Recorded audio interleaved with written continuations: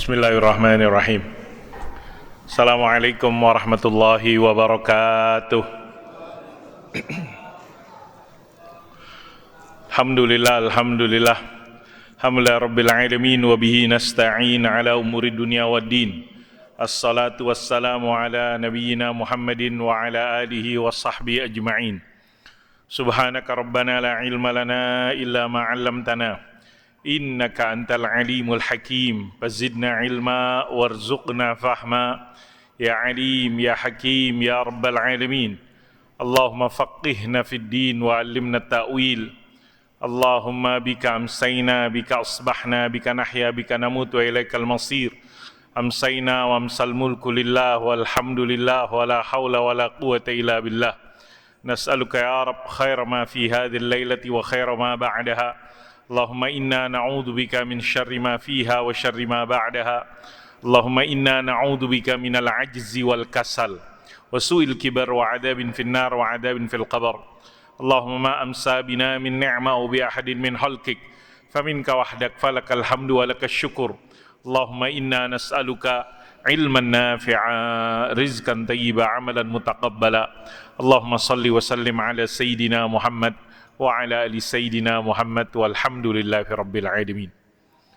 Puja dan puji syukur kita haturkan, persembahkan, panjatkan kehadirat Allah Subhanahu wa taala. Alhamdulillah ala ni'matil imani wal islam wa huma min a'zamin ni'ami wa kafa bihima min ni'mah. Salawat dan salam kita sampaikan kepada Nabi Muhammad sallallahu alaihi wasallam.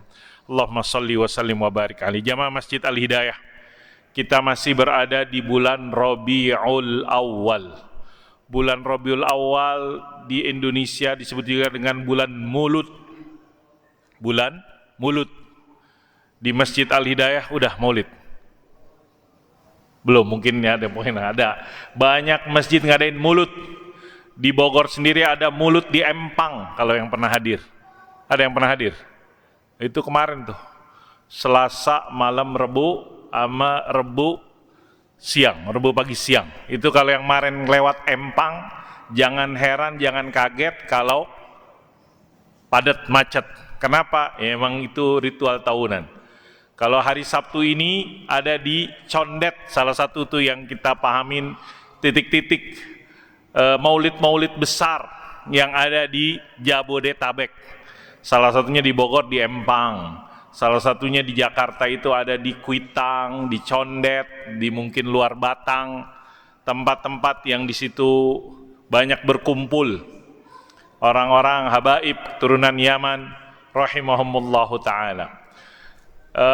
Bulan Maulid adalah bulan yang kita banyak di Indonesia merayakan ataupun berkumpul untuk kembali menyegarkan, menghangatkan ataupun mengingat lagi, terus berusaha menumbuhkan, mengembangkan ataupun memupuk perasaan cinta kepada Sayyidina Maulana Muhammad sallallahu alaihi wasallam. Allahumma salli wa sallim wa barik alaihi. Mudah-mudahan, karena di kita acara Maulid kalau itu kan orang ngumpul, kemudian kalau di Jabodetabek biasanya orang ngumpul, kemudian bacakan sholawat, kemudian mendengarkan ceramah-ceramah. Ada juga di tempat lain, kalau di Jogja ada grebek mulut. Ada grebek mulut. Apa itu grebek mulut? Kayaknya berebutan ini tuh, gunungan makanan itu udah, itu nggak tahu, masih ada tuh setiap bulan tanggal 12 Rabiul masih ada, bisa dilihat itu ada tuh grebek artinya berebutan, mungkin grebek karena ada gunungan dan seterusnya. Dikatakan dulu, katanya salah satu sarana yang digunakan oleh Wali Songo rahimahumullahu ta'ala untuk berdakwah di daerah Jawa, mungkin salah satunya menggunakan acara event-event tersebut. Ala kulli hal, yang pasti setiap Rabiul Awal dan perayaan Maulid itu bukan hanya di Indonesia. Yang saya tahu di Timur Tengah mungkin cuma Saudi yang nggak resmi, sama mungkin negara Qatar, yang lainnya mungkin itu menjadi libur resmi. Libur Mesir mirip kayak Indonesia lah, Maroko dan seterusnya. Perayaan ataupun libur ataupun ya tadi zikra Maulidir Rasul sallallahu alaihi wasallam. Jamaah rahimakumullah, mudah-mudahan tadi kita setiap bulannya Al-Fakir membacakan hadis-hadis Rasulullah. Kita ingin lebih kenal lagi Nabi Muhammad, karena biografi Nabi Muhammad sallallahu alaihi wasallam, sirah perjalanan Nabi Muhammad sallallahu alaihi wasallam, buku-bukunya itu banyak banget. Kita nggak pernah ada yang selesai. Mungkin di sini juga ada kajian dengan Ustadz Happy, Dr. Happy Andi Bastani, yang berhubungan dengan sirah Nabi Muhammad dan juga sirah sahabat-sahabatnya ridwanullah alaihim. Biografi tentang Nabi Muhammad yang semuanya adalah penuh dengan, walaupun kalau kita lihat Nabi Muhammad usianya berapa tahun? 63 tahun. Kalau kita bagi lagi 63 tahun, berapa jadi nabi, berapa belum jadi nabi? Maka 1 tahun 0 sampai 40 tahun belum jadi nabi, manusia. Sebagaimana umumnya manusia, walaupun dia udah punya keistimewaan dijaga, dilindungi oleh Allah Subhanahu wa taala. Dari nabinya tersebut, fungsinya sebagai nabinya itu dari usia 40 tahun sampai 63 tahun. Kalau dihitung cuma berapa tahun? 23 tahun. 40 sebagai manusia yang bukan nabi ataupun belum diresmikan menjadi nabi, 23 tahun menjadi nabi. Kalau kita bagi lagi, kita fokusnya di 23 tahun aja dah misalnya. Kita fokusnya misalnya di 23 tahun. Di 23 tahun lagi kita bagi lagi, kata para ulama jadi ada 2. Periode Mekah, periode Madinah. Berapa tahun di Mekah? 13 tahun. Berapa tahun di Madinah? 10 tahun. Kalau kita lihat lagi di periode Mekah 13 tahun tersebut, dikatakan oleh para ulama minimal ada 2 tahapan periode. Periode Nabi berdakwah secara sembunyi, rahasia, diam-diam 3 tahun. Kemudian Nabi berdakwah secara terang-terangan kurang lebih 10 tahun. 23 tahun usia dakwahnya Nabi Muhammad SAW penuh dengan macam-macam tantangan yang dihadapin, kesulitan, cobaan, suka duka, dan itu semuanya menjadi pelajaran-pelajaran penuh dengan nilai-nilai, penuh dengan inspirasi, penuh dengan apa yang dikatakan faedah-faedah yang sampai sekarang terus dikaji.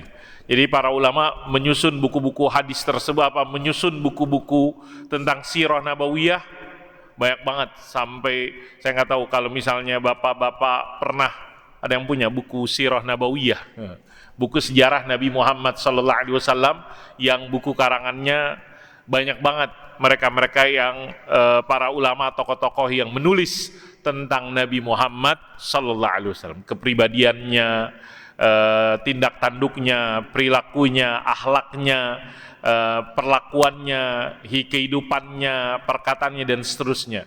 Al-Imam At-Tirmidzi rahimahullah ta'ala terkenal dengan karangannya Syama'il An-Nabawiyah, yang berhubungan dengan bagaimana perangainya, fisiknya Nabi, kemudian apa yang dikenakan oleh Nabi, dan seterusnya.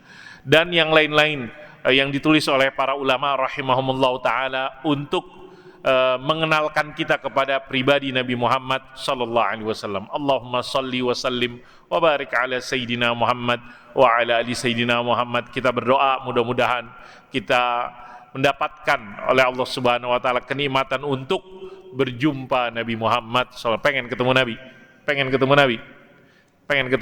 Ya, semua orang yang beriman pastinya pengen ketemu Nabi. Cuman Nabi pengen ketemu kita apa enggak? Nah, kita kagak tahu. Nabi mau gak ketemu kita? Nah, ini yang kita berusaha, mudah-mudahan pada waktunya nanti kita bisa berjumpa Nabi Muhammad, menyaksikan wajahnya Nabi, kemudian mendapatkan syafaat dari Sayyidina wa Maulana Muhammad sallallahu alaihi wasallam, yang terus kita nggak bosan-bosan untuk menyampaikan assalatu wassalam ala nabiyil anam, salawat.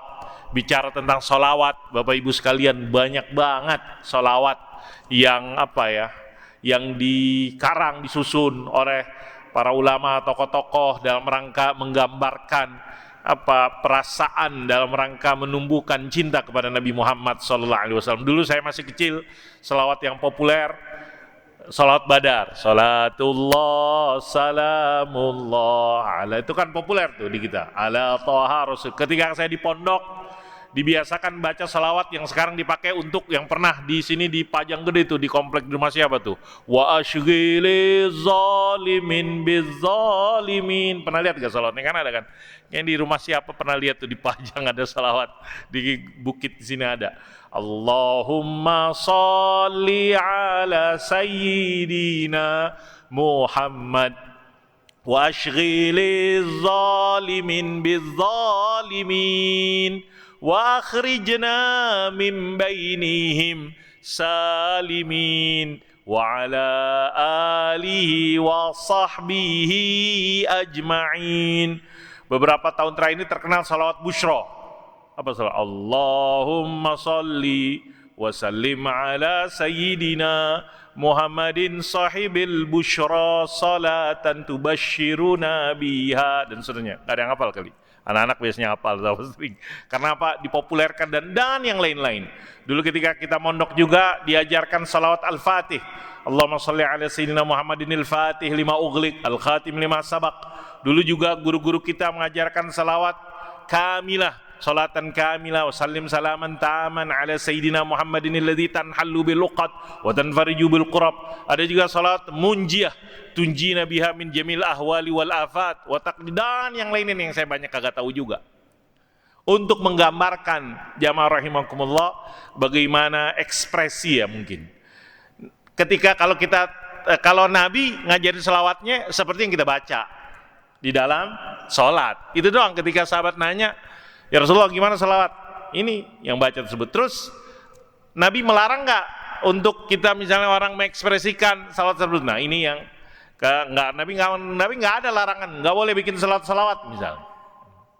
Kalau yang Nabi ditanya oleh sahabatnya, Nabi mengajarkan salawat seperti yang kita sekarang baca dalam salat, salawat Ibrahimiyah. Kama shallaita ala Ibrahim wa ala ali Ibrahim fil alamin, dan seterusnya. Kemudian generasi berikutnya terus tentunya kalau salawat Ibrahim yang diajarkan Nabi kita wajib kita baca dalam salat kita.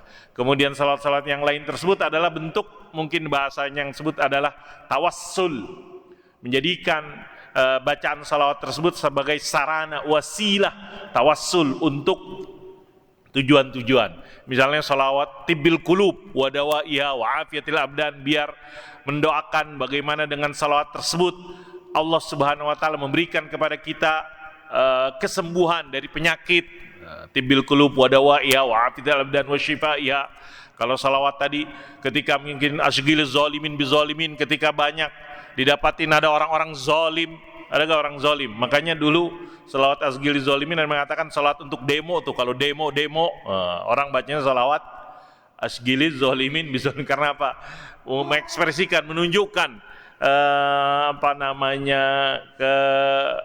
kemarahannya ataupun bentuk penolakan terhadap hal-hal yang dipahami di situ adalah segala bentuk kezaliman.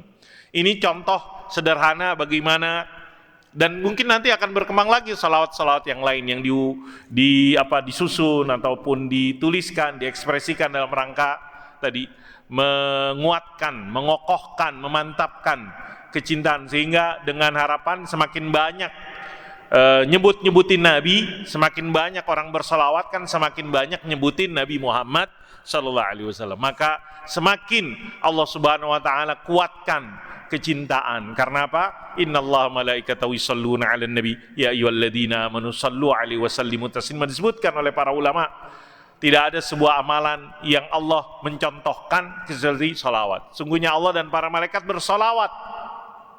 Allah dan para malaikat bersalawat. Maka orang-orang yang beriman, kita hamba-hamba Allah, kita ciptaan Allah sebagaimana yang dicontohkan oleh Allah Subhanahu wa taala. Nggak ada keterangan Allah memerintahkan kita sholat, Allah sholat. Ta'ala Allah nggak butuh. Nggak ada perintah misalnya Allah nyuruh kita baca Quran, kemudian Allah baca Quran. Al-Quran dari Allah, kalamullah. Tapi untuk sholawat, ayat yang kita diperdengarkan, yang kita baca, innallaha malaikatahu yusholluna 'alan nabi ya ayyuhalladzina amanu shallu 'alaihi wa sallimu taslima. Allahumma shalli wa sallim ala sayyidina Muhammad wa ala ali sayyidina Muhammad. Jamaah rahimakumullah, maka pengetahuan ataupun informasi tentang Nabi Muhammad sallallahu alaihi wasallam menjadi sebuah tujuan ataupun menjadi sebuah hal yang terus kita usahakan, kita tambahkan pengetahuan tentang Nabi Muhammad. Kemudian dengan harapan semakin kita tahu tentang Nabi, semakin kita cinta kepada Nabi Muhammad sallallahu alaihi wasallam. Apalagi biografinya benar-benar penuh dengan pelajaran-pelajaran tersebut. Jamaah rahimakumullah, kita melanjutkan membaca dari kitab Qasasul Ghaib fi Sahihil Haditsin Nabawi yang tulis oleh Al-Ustaz Dr. Umar Sulaiman Al-Ashqar rahimahullahu taala. Malam hari ini kita akan baca kisah. Kalau hadis ya, pernah disampaikan, karena hadis Nabi Muhammad SAW kan banyak hadis Nabi tersebut, dan buku kita fokus kepada buku hadis-hadis yang kisah, hadis-hadis tentang kisah Nabi Muhammad SAW. Kalau misalnya kita buka Sahih Bukhari, itu hadis-hadis tentang kisah juga ada, hadis tentang bab-bab fikih, hadis-hadis tentang akidah juga ada. Kalau ini penulis mengambil dari buku-buku hadis yang utama ataupun yang lainnya, yang di situ dipahamin kumpulan tentang kisah-kisah, secara khusus Qasasul Ghaib, kisah-kisah gaib, kisah-kisah gaib yang apakah yang sudah pernah kejadian ataupun kisah-kisah yang belum kejadian, ataupun kisah-kisah gaib tersebut termasuk di dalamnya dipahamin tentang hari kiamat, yaumul qiyamah. Maka termasuk dalam kisah gaib yang udah kejadian, kata penulis yang kita baca, kisah hadis yang ke-37, Al-Qissatu Sabiatu Wassalathun, Kaifa anta idza arafta idza ghariqat ahjaruz zaiti biddami. Gimana Anda wahai sahabatku? Siapa sahabatnya? Itu sahabat Abu Dzar. Di sini Rasulullah SAW dalam pengantar hadis ini disampaikan bagaimana sikap yang harus diambil atau nasihat Nabi kepada sahabatnya dan kepada umatnya pada zaman di mana terjadi yang dikatakan fitnah. Salah satu bentuknya adalah taghlul kubur wa tartafi'u asmanuha wa indama tasurul fitan wa yartafi'u ijajuha. Salah satu bentuk fitnahnya tersebut adalah kuburannya sulit. Apa teks hadisnya? Saya akan bacakan teks hadisnya. Hadis ini diriwayatkan oleh sahabat Abi Dzarrin Al-Ghifari radhiyallahu anhu. An Abi Dzarrin Al-Ghifari radhiyallahu anhu qala li Rasulullah sallallahu alaihi wasallam, ya Aba Dzarrin, qultu labbaika ya Rasulullah wa sa'daik. Fadzakara al-hadis. Qala fihi kaifa anta idza asaba an-nasa mautun yakunul baitu fihi bil wasif ya'ni al-qabr. Qultu Allah wa rasuluhu a'lam aw qala ma khara Allah li wa rasuluhu ma khara Allah li wa rasuluhu. Qala alayka bis sabri. Qala tasabbar aw tasbir. Summa qala li ya Aba Dzarrin qultu labbaika wa sa'daik kaifa anta idza ra'aita ahjar az-zaiti qad ghariqat bid-dami. Qultu ma khara Allah li wa rasuluhu. Qala alayka biman anta minhu. Qultu ya Rasulullah afala akhudhu sayfi wa ad'uhu ala atiqi. Qala syaraktal qauma idzan. Qultu fama ta'muruni. Talzamu baitak. Qultu fa in dukhila ala baiti fa in dukhila alayya baiti. Qala fa in khashita ayyabharaka syu'a'u sayfi falqi thawbaka ala wajhika yabu'u bi ismika wa ismihi. Itu hadisnya. Saya juga baru tumben nih baca hadis ini nih. Belum hadis ini termasuk jarang-jarang kita dengar atau pernah. Maka hadis ini jamaah rahimakumullah diriwayatkan oleh Al-Imam Abu Daud rahimahullah taala dalam kitab sunannya, bab tentang fitan wal malahim, tentang fitnah. Hari ini fitnah, salah satu fitnah dunia saat ini, bagaimana saudara-saudara kita di Gaza sampai saat ini. Saya nggak tahu sampai kapan. Wallahu alam. Allah mansur ikhwanana al-mazlumin, Allah mansur ikhwanana al-mujahidin, nasraka ya rabbal alamin. Yang fitnah. Kalau kita tinggal di Gaza sekarang, kalau itu udah jelas ya, kita berjuang melawan. Sekarang tantangannya adalah kalau misalnya yang perang umat Islam sama umat Islam, mungkin nggak? Mungkin nggak? Mungkin. Dulu zaman ada terjadi di zaman generasi terbaik. Ini yang dikatakan fitnah. Fitnah. Kenapa? umat Islam sama umat Islam berantem. Umat Islam sama umat Islam berantem. Nasallallahu salamata ta'ala. Mudah-mudahan kita nggak sampai. Nah, ini hadis ini dipahamin oleh para ulama konteksnya ketika fitnah. Apa itu fitnahnya?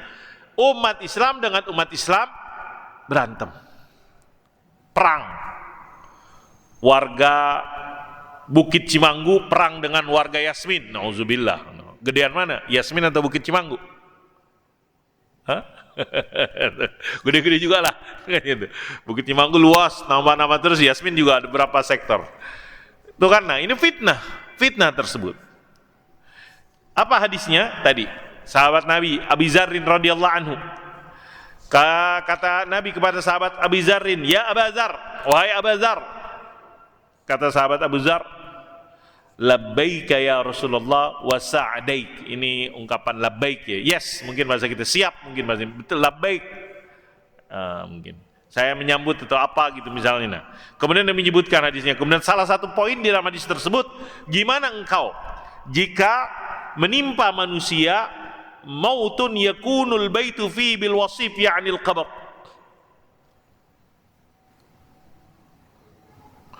Orang-orang saking fitnahnya tersebut dikatakan sampai kondisinya orang-orang sibuk menguburkan banyak yang terbunuh, korban-korban mayat-mayatnya tersebut, sehingga nggak ada orang yang mau membantuin untuk menguburkan kecuali dikasih dengan harga yang mahal, misalnya kayak gitu. Ada yang memahami ya, kuburan-kuburan mahal. Kalau nggak diikut kuburannya di Memorial Park, kan ada sekarang Memorial Park, itu mahal tuh kalau kuburan-kuburan tersebut. Ada di San Diego Hills gitu dan seterusnya misalnya. Terus ya'nil qabr, gimana jika itu terjadi? Fitnah, banyak orang meninggal dan seterusnya. Apa kata sahabat Abu Zar? Allah dan Rasulnya lebih tahu. Atau ya bagaimana penasihat Allah dan Rasulnya ataupun petunjuk Allah dan Rasulnya. Maka kata Nabi, alaika bis sabri, sabar kalau gitu. Emang kalau kita ada fitnah, minimal itu yang kita ini sabar tersebut. Kemudian Nabi berkata, wahai Abu Zar, labbaik ya Rasulullah. Kaifa anda, bagaimana sikapmu jika anda menyaksikan Madinah penuh dengan darah, mungkin bahasa saya. Madinah penuh dengan darah. Idza ra'aita ahjaruz zaiti qad ghariqat biddam. Ahjaruz zait, batu-batu minyak, maksudnya adalah disebutkan oleh para ulama daerah yang ada di kota Madinah. Jika daerah di Madinah penuh dengan darah. Idza ra'aita ahjaruz zaiti qad ghariqat biddam. Terus kata sahabat Abu Zar, apa yang diajarkan Allah dan Rasulnya. Maka kata Nabi, engkau bersama dengan orang-orang yang komitmen berkumpul, alaika biman anta minhu, kelompokmu. Engkau maka komitmen dengan kelompokmu, bertahan dengan kelompokmu. Kemudian kata sahabat Abu Zar, ya Rasulullah, gimana kalau saya ambil pedang? Saya ini juga nih bertanding ataupun perang tersebut. Kata Nabi, berarti engkau sama dong. Syaraqtal qauma idzan. Maksudnya kata Nabi, jangan menimbulkan fitnah. Terus apa yang kau perintahkan ya Rasulullah? Fama ta'muruni talzamu baitak. Udah di rumah aja, mungkin bahasa. Di rumah aja, stay at home. Di rumah aja. Kalau ada orang masuk rumah saya untuk menyerang, nah, kemudian kata Nabi, fa in khasyita yabharaka syu'u sayfi falqi thawba. Kalau Anda bisa menahan ataupun kalau orang masuk rumahnya tersebut, bagaimana sikap yang saya lakukan? Jangan sampai engkau menimbulkan fitnah, engkau yang membunuh. Mendingan engkau jadi korban daripada engkau yang menjadi pelakunya, mungkin kayak gitu. Alqi saubaka ala wajhika. Engkau tutup mukamu dengan bajumu. Nanti yang misal engkau terbunuh, dia yang dosa daripada engkau yang akhirnya membunuh dia. Ya Bu, ini yang dikatakan dalam pemahaman hadis ini tersebut. Jamaah rahimakumullah, itulah terjemahan letterlux dari beberapa teks-teks ataupun beberapa kata yang disebutkan dalam hadis sahabat Abu Zarrin radhiyallahu anhu yang oleh penulis dikasih judul, gimana Anda jika engkau melihat batu-batu minyak penuh dengan darah, batu-batu minyak. Dipahamin di sini kata para ulama, daerah di Madinah. Pertanyaannya, emang udah kejadian belum yang digambarkan dalam hadis ini? Udah kejadian belum yang digambarkan dalam hadis ini? Penulis memasukkan kategori hadis ini kepada kisah-kisah gaib yang sudah kejadian. Kapan kejadiannya? Ketika di zaman dulu terjadi fitnah di generasi para sahabat. Kita tahu di zaman sahabat Utsman, di zaman sahabat Ali, dan generasi berikutnya ada fitnah di antara umat Islam. Sampai ada perang Ummul Mukminin Sayyidatuna Aisyah radhiyallahu anha dengan sahabat yang mulia Sayyidina Ali bin Abi Thalib dan yang lain-lain di antara para sahabat. Wallahu alam, mungkin itu yang dimaksud dalam hadis ini, sehingga terjadi fitnah di antara umat Islam tersebut. Terjadi perpecahan, terjadi peperangan di antara umat Islam padahal sama-sama Islam. Maka keterangan yang disebutkan oleh penulis dalam buku ini disebutkan, ini dialog antara Nabi Muhammad dan sahabat yang mulia, sahabat Abu Zarrin, yang mana di situ ada taujihul muslimin, nasihat Nabi kepada umat Islam, bagaimana sikap yang kudu diambil ketika zaman-zaman sulit, salah satunya fitnah tersebut.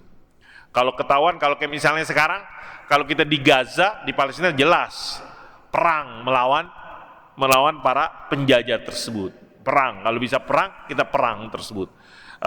Yang dilakukan oleh saudara-saudara kita, ya ada yang perang muqawamah, melakukan perlawanan, ada juga dengan as-sumud, bertahan.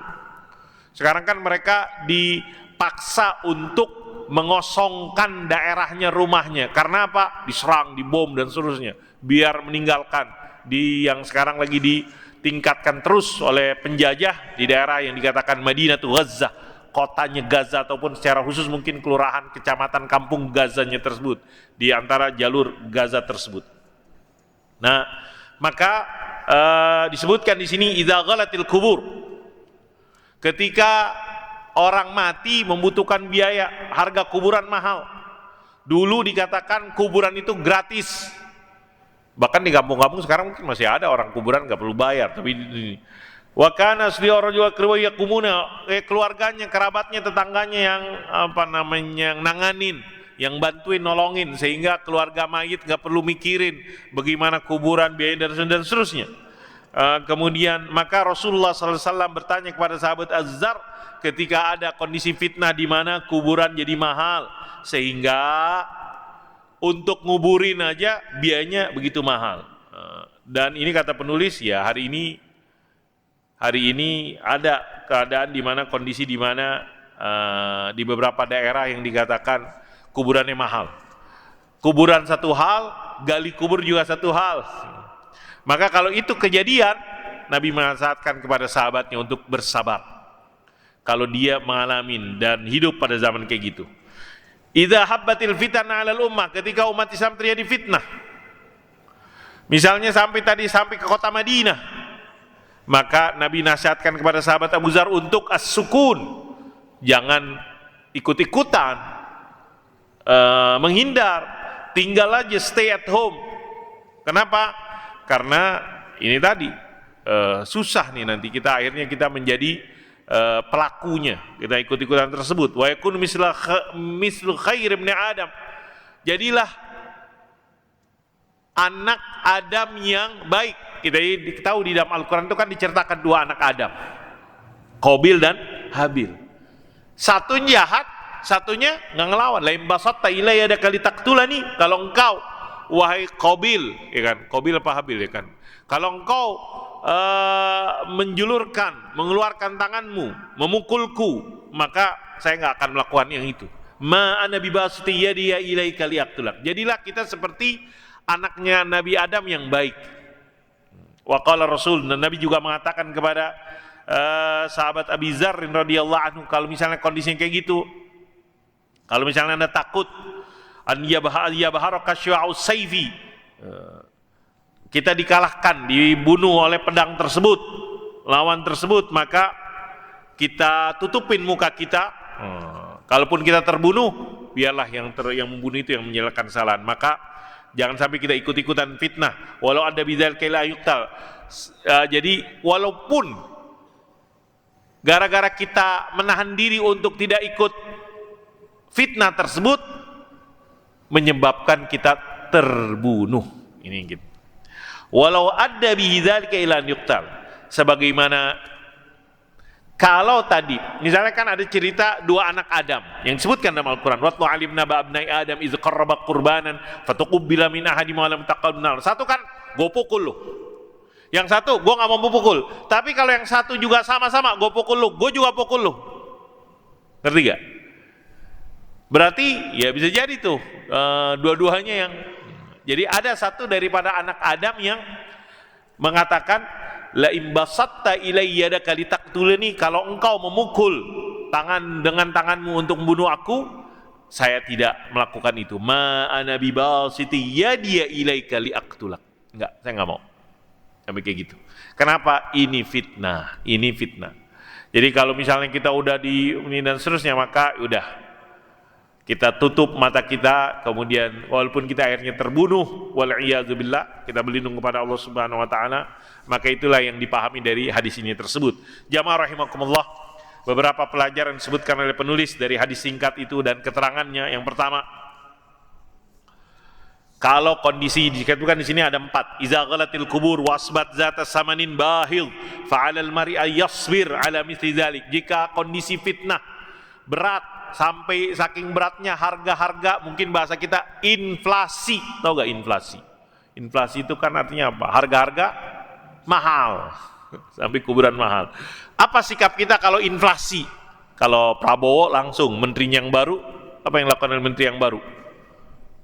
Kucurkan uang 200 triliun. Wah, itu yang kita baca teman-teman. Kucurkan uang 200 triliun. Mudah-mudahan ini misalnya ini kebijakan ekonomi.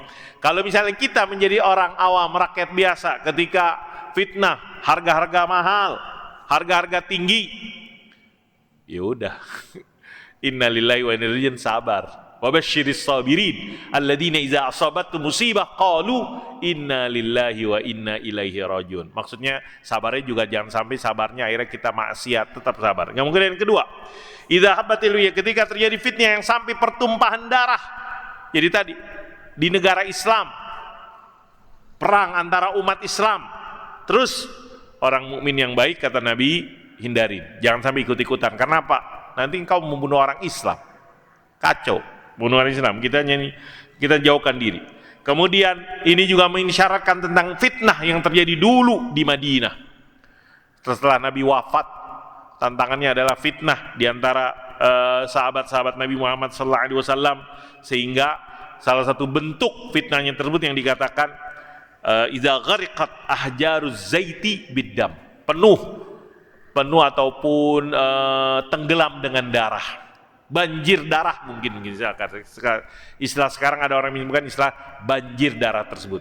Kenapa banjir darah tersebut? Ketika terjadi fitnah, peperangan, permusuhan, pertikaian di antara umat Islam. Kemudian yang terakhir disebutkan oleh penulis, dalatul Rasul sallallahu alaihi wasallam man waqa fil mantiqah allati sarat fiha al fitnah an yad'a thawba ala wajhi hatta la yabharu syu'a'u sayf allazi saqa ala raqabatihi. Jadi kata Nabi disebutkan dalam teks hadis tersebut, ketika ada kilatan pedang-pedang, maka dia taruh di atas mukanya tersebut penutup, sehingga nggak sampai dia terluka. Mungkin wallah alam bisawab, saya nggak tahu relevansinya. Misalnya kalau kita ingat bagaimana yang dilakukan oleh para pejuang-pejuang kita saat ini dan seterusnya. Wallah alam bisawab. Hadza billahi taufik. Demikian yang bisa dibacakan dari hadis singkat tentang al-qissatu sabiya wa salasun kaifa anta idza ghariqat ahjaruz zaiti biddami. Semoga ada manfaatnya. Bismillahirrahmanirrahim. Alhamdulillah rabbil alamin. Allahumma salli wa sallim ala sayyidina Muhammad wa ala ali sayyidina Muhammad. Allahumma anfa'na bima 'allamtana, 'allimna ma yanfa'una, warzuqna ilman yanfa'una. Allahumma ya zal jalali wal 'izzah unsur ikhwanana fi Ghazzah, unsur ikhwanana fi Ghazzah, unsur ikhwanana fi Ghazzah. Kun lahum nasiran wa mu'ina. Allahumma arzuqhum fathan mubina, Allahumma arzuqhum fathan qariba, Allahumma afriq alim sabra, sabbit aqdamahum, Allahumma ansurhum 'ala al-yahudi zalimin, Allahumma ansurhum 'ala al-yahudi zalimin. Arina fi majaib qudratika ya qawiyya matin. Ushdud wat'ataka 'ala al-yahudi zalimin, ushdud wat'ataka 'alaihim. Allahumma anzil 'alim ba'saka alladhi la yuraddu 'anil qawmil mujrimin. Rabbana zalamna anfusana illam taghfir taghfir lana wa tarhamna lanakunanna minal khasirin. La ilaha illa anta subhanak inna kunna minadh dhalimin.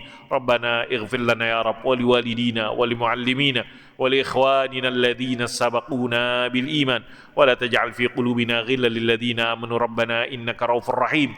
Rabbana ati nufusana taqwaha zakkiha anta khairu man zakkaha anta waliyuha maulaya rabbal alamin. Rabbana atina fid dunya hasanah fil akhirati hasanah wa qina adzaban nar. Sallallahu ala nabiyyina Muhammad wa ala alihi wa sahbihi wasallam walhamdulillahi rabbil alamin. Subhanakallahumma bihamdik asyhadu an la ilaha illa anta astaghfiruka wa atubu ilaik. Assalamualaikum warahmatullahi wabarakatuh.